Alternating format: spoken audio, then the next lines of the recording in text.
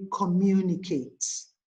Ladies and gentlemen, you can find your authentic voice in terms of how you approach, how you cultivate this authentic, strategic, signature voice. You can find it. And again, there's a lot out there in terms of literature, articles, blah, blah, blah. But how did I find mine, and how can I help you find yours? So what I titled this was the ACEs approach to cultivating your executive voice. And it's not too late for those of my friends, those of your friends who couldn't join, please tell them we've opened it up. So we have practically unlimited chats right now. I mean, unlimited for the audience. Please tell them you can still join. We still have we have a few minutes to go. I'm going to take you through how you communicate with cultivating your executive voice, and then we can go into question and answer, one of my favorite parts of this webinar. Okay, how did I not have water around me? Okay. I'm going to have to be swallowing my own. And you see, that's exactly what we're talking about. You may not have water. They may not even give you a drink. You've got to learn to swallow your own. That is exactly what it means. All right. The ACEs approach. ACEs stands for, and let's go back there, your audience, communication, your emotions, and it's more than staying calm. I'm going to tell you what that means. Strategy and solutions. I love to talk to my clients about strategy and solutions so that you are poised and ready for that session, that interview, that presentation. It's about cultivating your executive voice. Again, cultivating. It's not one size fits all. It is not a one-day affair. It takes practice. And you can get there. A stands for audience. Again, if you are going to own the room, you've got to learn to read the room. Who is your audience? What I do is, especially if I'm speaking at a conference, I don't get there late. I get there early so I can familiarize myself with the audience. I can familiarize myself with the speakers. There's something about that breaking the ice that you've done so that you don't necessarily look, I mean, everything doesn't just look new and fresh to you. It looks familiar. So sometimes you've got to recognize who's your audience. Who are you speaking to? What information do you have on them?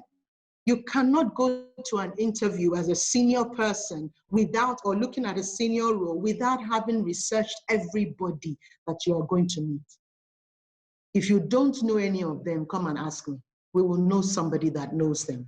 And that's all over the world, by the way, because that means that you can go on your device and you can find out who they are.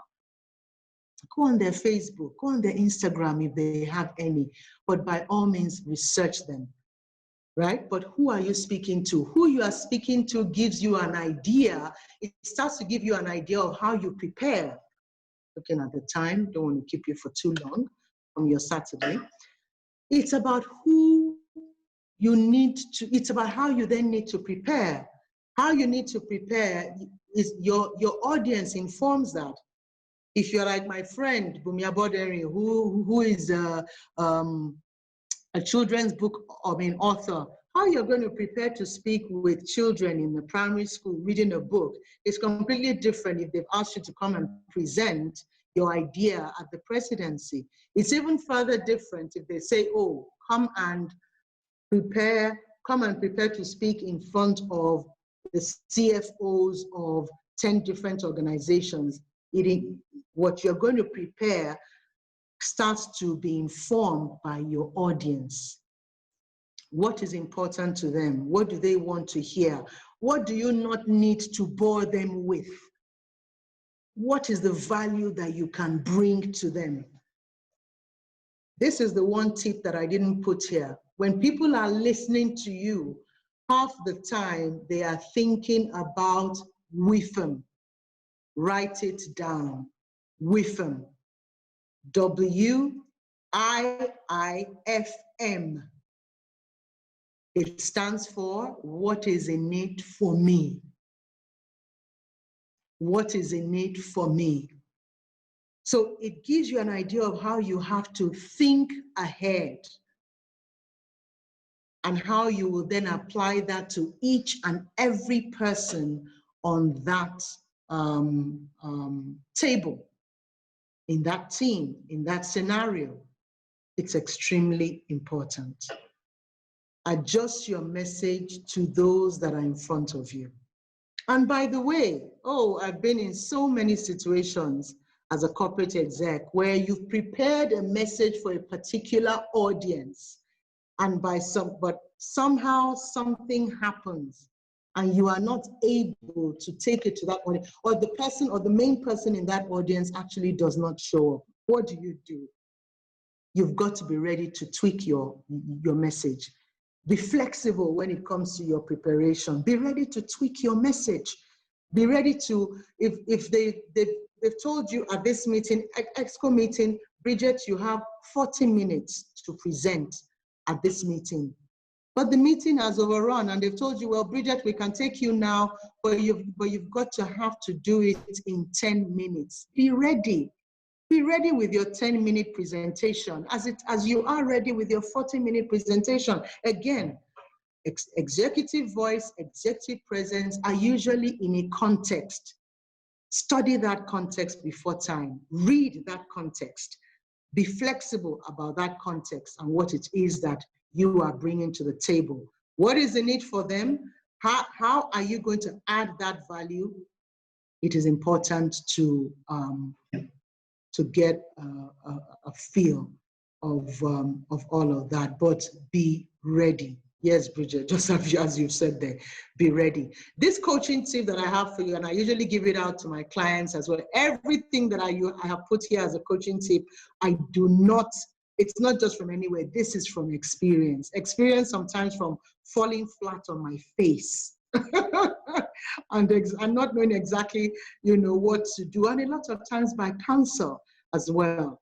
Okay, reading the room means that you are flexible enough to change your message. So if people tell you, okay, so we're not ready for you today, or you see that it's at I hate it a lot of times when we have a presentation, it's a whole day, maybe we're doing a quarterly review, and they've allowed everybody to speak. My HR colleagues, you know this thing very well. And then they put HR at the very last. And you know what I started doing?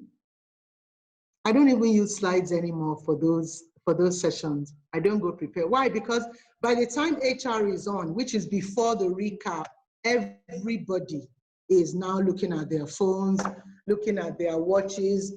Their body language is, I used to my body language completely off, and they're just like, I can't wait for this to be over. It's very difficult to get through to anybody with slides, let alone what it is that Emeka says HR always has 5 minutes, and that is exactly what it is. So all I started doing, I give a 5-minute inspirational message. I'll just tell them, I'll send you the slides. I'll send it to your inbox later, and I just give like a 5-minute punchy inspirational message. I talk about how we're at the beginning of the year, how you are the only one that can actually do it. This is what HR can do to make it good. I can help you do it. It's not difficult, but be ready. The most important thing about your audience is making sure that you are prepared for your audience. So read the room before you can own the room.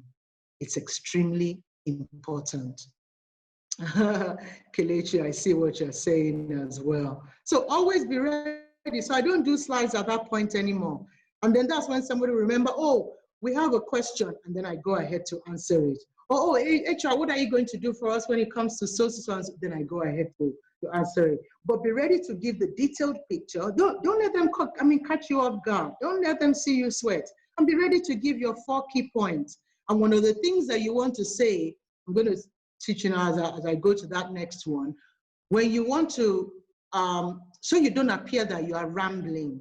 Tell people. So today, I'm going to give you 4 key points on the matter of 1, 2, 3.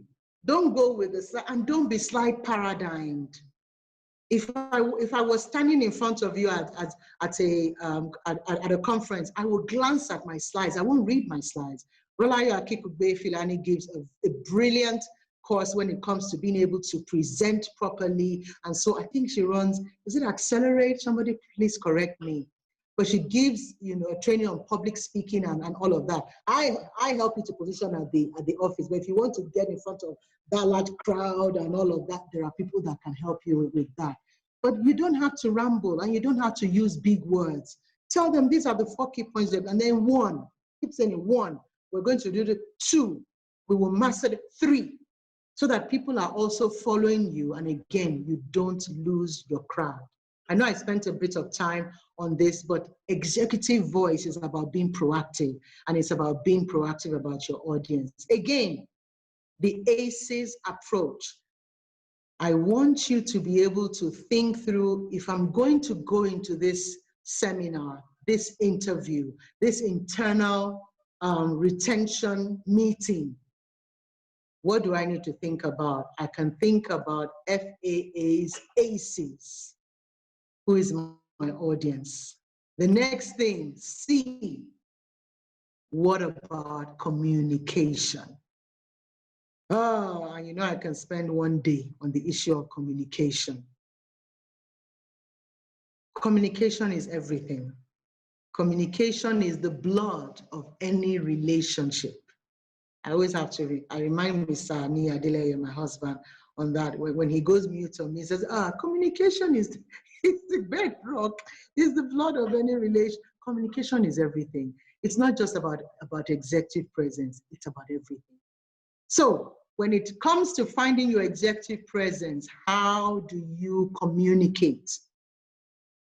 When speaking, be conscious about managing your eye focus. Read the room again. But you see, it's also about you making sure that you are exchanging glances with the people in the room. Some of us are so afraid to lock eyes with some people in the room. Like as soon as you lock eyes with them, you just see the daggers coming at you. Oh, lock eyes with them. It means that you are communicating from a point of view of strength. It means that you are sure about what you know. You've prepared. You've prepared. So this is something that you can do. Let your eyes speak for you without you coming across as too strong. And coming across as too strong means that you are floating your eyes across the room without necessarily focusing it on one person. So that person is not even starting to feel uncomfortable, like, why is she looking? And they're almost like, are you actually looking at me? Glance your eyes across the room. If you're looking at somebody and you know that you're that kind of person who can come across as too strong, then look down from time to time, or look across from time to time, or smile from time to time, depending on what sort of meeting it is. Modify your volume and tonality. If I was speaking to, now I'm speaking to you like I'm speaking in a large room of people. If I was at a conference, my pitch would be different.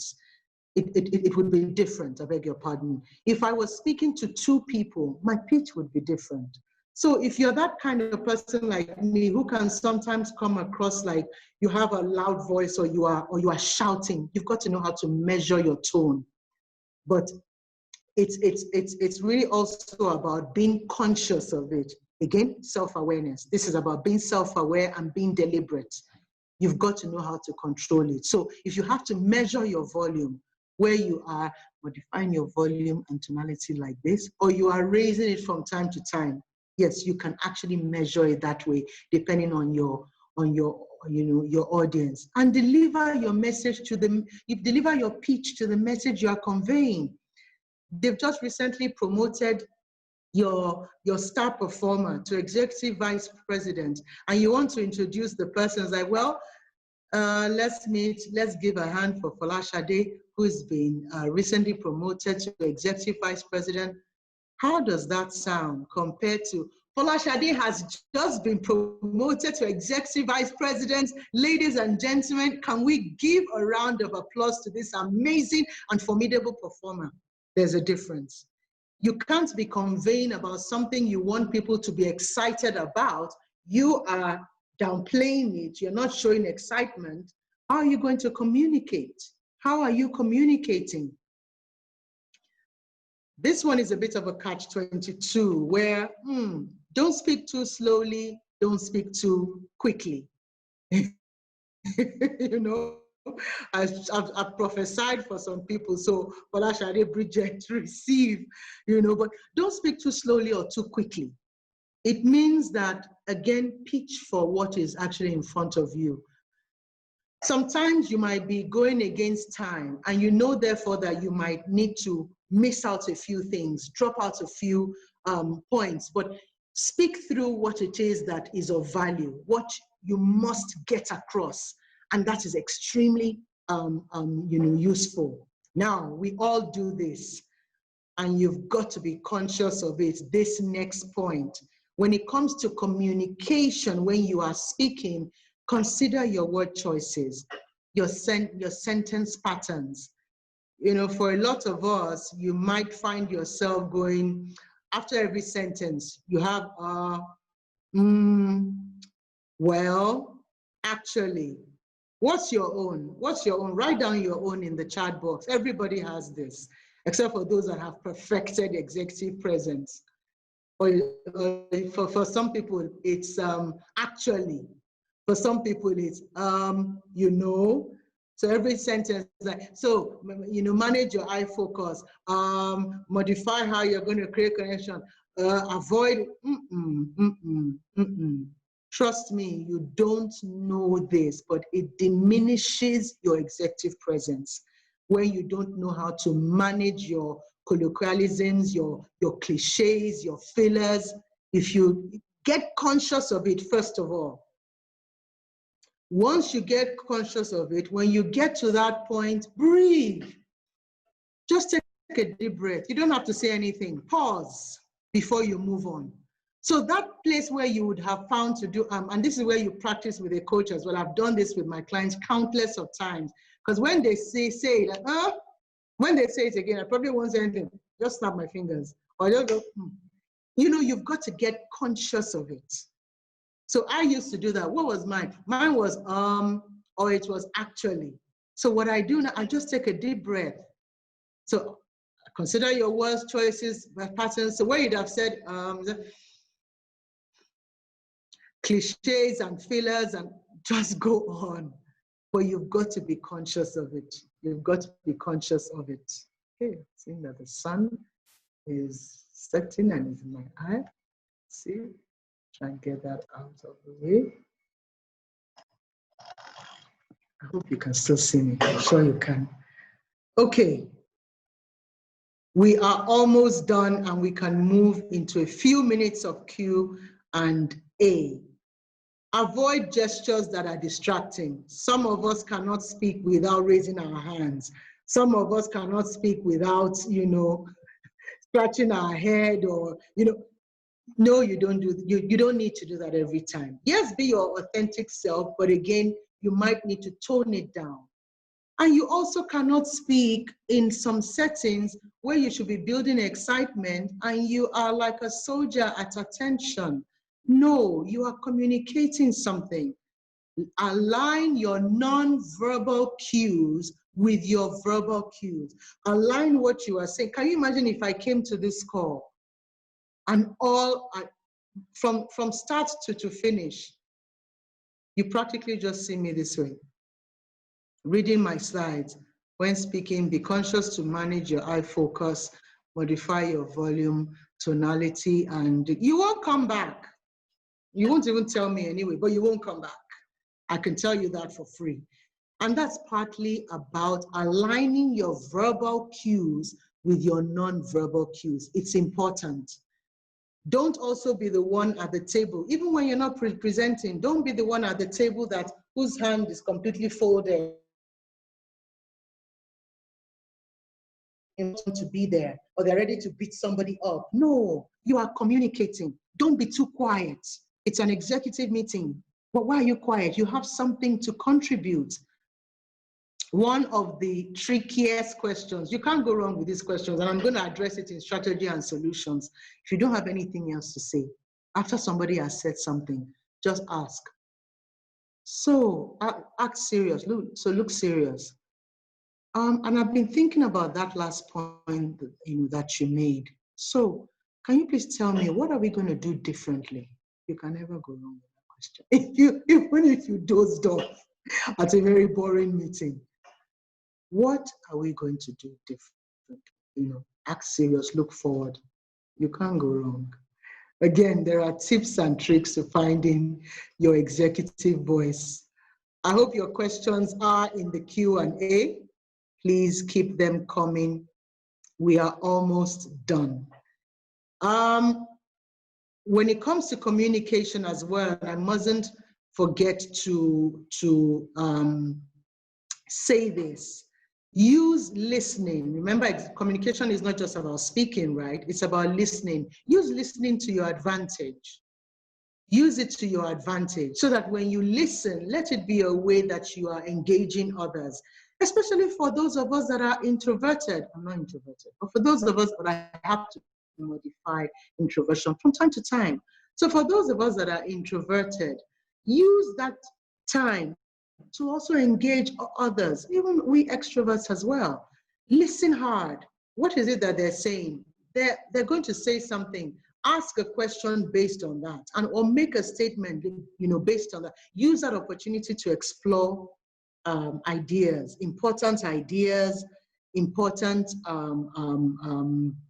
points that you actually want to make. So when you're listening, it shouldn't be, well, let them finish so I can just say mine as well. No. Listen hard and use that opportunity to explore and create a sense of lightheartedness as well. It is extremely important. Well, so what I'm saying here about mastering executive communication is use the language that matters to the people in front of you. If you are talking to a room full of teenagers, you would need to adjust your language appropriately, separate from if you were talking to your team. You would have to adjust appropriately to if you were talking with your EXCO, your executive council. Completely, so, communicate to those different audiences. So this is about mastering executive communication. It's about how you are saying it. It's about who you are saying it to, the totality of it, and use language that matters to them. Again, with them, what is in it for them. Offer your point of view. Don't be the one that, like I said, that is quiet in the room. And if you need to go off the road, if you need to speak about something else, be flexible. The last but one part of the ACE's approach to finding your executive voice and cultivating it is your emotions. When we go through the executive strengths discovery session that you're signing up for, one of the things that we're going to talk about are not just your strengths. I'm of the school of thought that we build on your strengths, we minimize your weaknesses, but we are aware of your blind spots. You have to be aware of your blind spots. Your blind spots is very close to your reputation. Everybody knows it's about you, perhaps except you. So what are your blind spots? Your blind spot could even be a person. It could be a person in the room that just sort of irks you. Be aware so that you are prepared. Be self-aware of also your triggers. What is that thing that one person can say that just shuts you down? If you are aware, you are then more prepared so that you build scenarios where if that should happen, you know exactly how you should, respond. And show ease and grace.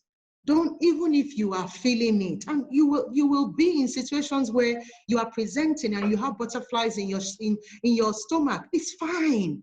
But on the outside, show the poise, show the ease, and the grace. Even if your palms are sweaty, even if there are many people in the room and you feel that they are looking at you, act as if you are confident.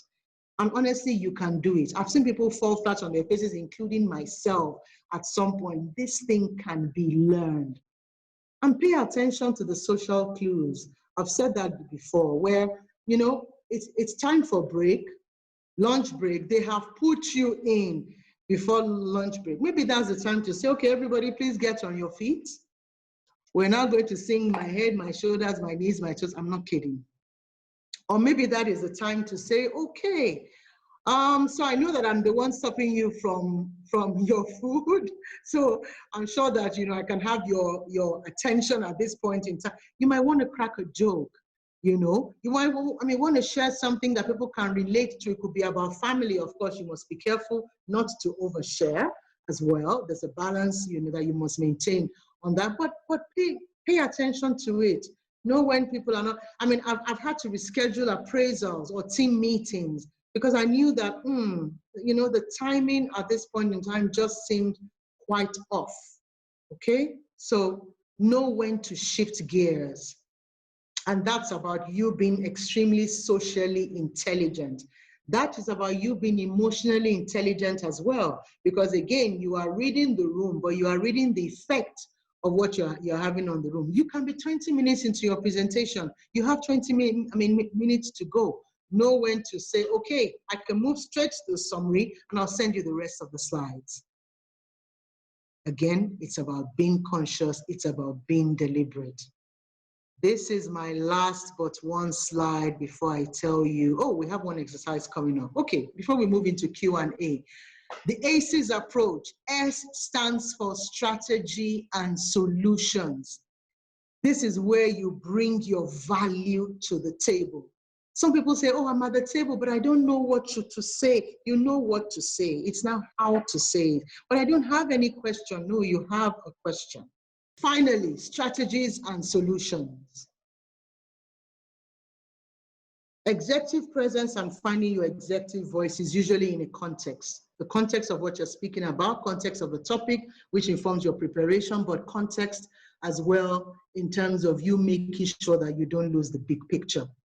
It's always about the big picture. How does your role relate to the big picture? You are the interview. Ask about how does that role relate to the big picture? You are interviewing somebody. Again, what is that context? Because if you understand the context, you know where to narrow down your questions. You know what kind of questions you're going to get if it's you who's presenting. Understand the importance of business decisions. You cannot be at work or your industry, especially at a senior position, and you do not know how your role affects that of the other person, or how is it, or being able to familiarize yourself with each and every part of the business. It is extremely important. And when the time comes and you want to present, especially you entrepreneurs who go out, you work so hard, you hustle, you know what you know. You know about your business, you know about your product. Green's Wealth, you are selling your different, your array of products, for example, which are actually given at work and things like that, your corporate gifts and so on and so. You must be able to talk about it. But again, bring solutions. What it is that they haven't thought about, you need to have been able to think through and talk about them. Again, if you're going to offer strategies and solutions, it's about being prepared. It's about doing your homework. I gave you one trick question already, and you can see it on the coaching tip there. The question, those questions, you cannot go wrong with those kind of questions. Or somebody says, you ask a question, apart from saying that, okay, how do we do it, differently? Talk about SWOT. That is always one trick question that you cannot go wrong in terms of just the way you want to appear and finding your voice as well. SWOT stands for strengths, weaknesses, opportunities, and threats. So what are the strengths of this project? Have we thought about the risks? One that actually comes to mind is 1, 2, 3. However, I wonder if we've done a SWOT on this. Another one that you cannot go wrong at the executive table, or as you begin to climb, the sort of questions you ask. Do you know about your PESO regarding that situation. Some call it pesto. I prefer peso. What is peso? If you remember your pest, who remembers their pest before I even say it? Who can put it in the chat box for us? Do you remember your pest? PEST is an acronym, and you probably know what L and E are as well. Yes, political, economic, social. What is T? Technological. L and E, who wants to give it a stab? L and E stands for what? Legal and, this is my HR people. And environmental, fantastic. If you have no questions at all, think about it in the context of peso. What is the political, there will always be implications of whatever it is that you are discussing. What is the peso of it? The STAR method is when you are answering questions. It's when you are putting a point across. Okay, the situation, the task, the actionable part of it, and then the result. I like to call it PHR, and I take my clients through this as well. What is the problem? How did you solve it? What was the result that you got from it? Especially when it comes to you being able to demonstrate numbers. So that when you are talking as well, and you're talking through strategies and solutions, you want people to listen and understand. Talk about it in the context of PHR. Talk about it in the context of STAR. Weave stories around it. But by all means, your executive voice is not just for the sake of it. It must deliver value for you at the table.